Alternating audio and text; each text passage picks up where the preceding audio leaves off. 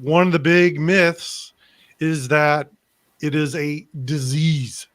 Like I'm addicted to porn. I have a disease. And the disease, and the reason I want to bring this up, I feel so strongly about this.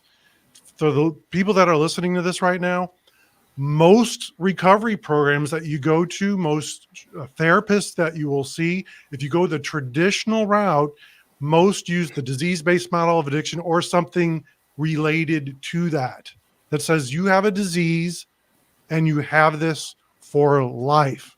Mm-hmm. So that is a big myth that you have, like with the porn disease, you know. So anyway. Yeah. And Trish, I know you're an expert as this. In my own life, it took me 1.5 to 2 years. So 90 days, great benchmark to get there. But it's going to be a long haul until you really have everything like transformed. Hopefully our goal is we can get you guys there much sooner. And what Eric said about disease, that's very important. And if unrecognized in your life, I feel porn it absolutely acts like a disease. Like a cancer. It's going to get in there, eat away your cells. It's going to tear you from the inside and out, unrecognized. Where it's different from a disease is once you recognize it, you can now do something to fully get rid of it, and have these tools for it to come back. So in that essence, it is, but it's not a physical something that's taken over that you don't have control over. Once you have the tools for it, absolutely, it's possible. I don't know if I agree. Oh, yeah, I don't necessarily agree either. So that you can treat or ameliorate entirely by changing your behaviors. And I think that, depending on your definition, and I'm not that interested in saying whether it's yes for sure disease or not, but if you think of a disease as something that is causing you harm, causing you health harms in your sexuality, your emotions, your mental health, and it's based on this lifestyle choice that you're making, whether that's, overeating sweets or over consuming pornography and masturbation. And yes, you can change your behaviors and release yourself from the symptoms.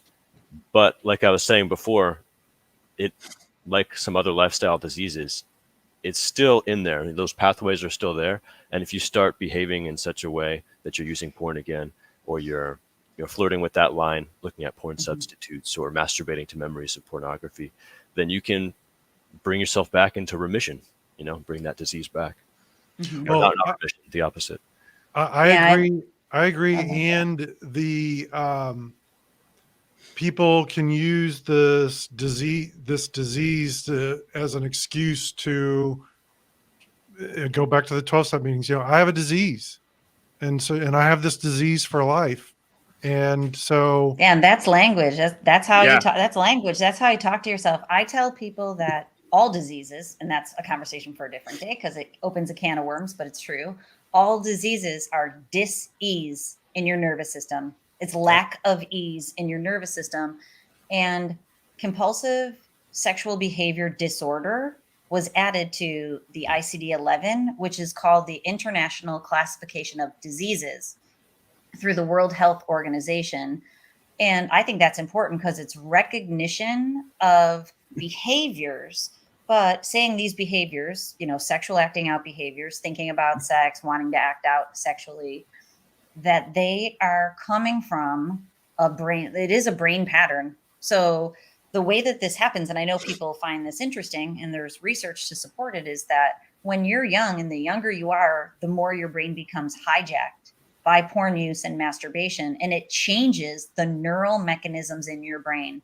So dis-ease is the changing of the way that your brain performs. So literally your brain would perform differently if you never watched porn with any level of consistency, frequency, and growing intensity. We know that addiction is the changes in neural mechanisms.